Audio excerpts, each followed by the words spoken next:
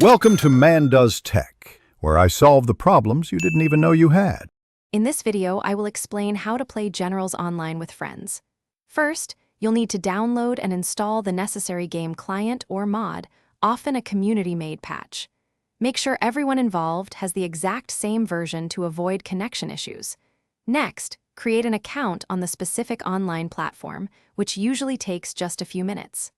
Finally, confirm your internet connection is strong and stable for an uninterrupted gaming experience with your buddies. Once you're set up, launch the game and head to the online multiplayer menu. To start a new session, select the host game option. You'll then be able to customize game settings like map, starting money, and unit limits.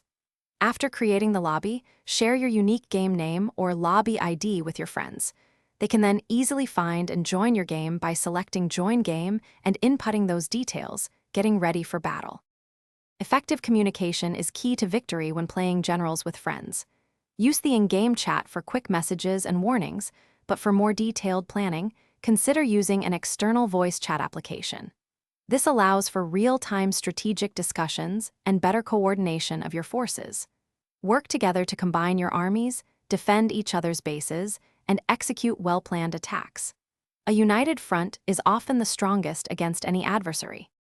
Sometimes you might encounter minor issues, but don't worry. First, ensure your firewall settings permit the game's network traffic. If you experience connection problems, a quick restart of both the game and the online platform often resolves them. Always check for any available game updates to ensure everyone is on the most current and compatible version.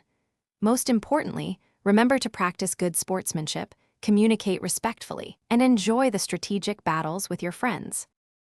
Thanks for watching. If you found this helpful, don't forget to like and subscribe.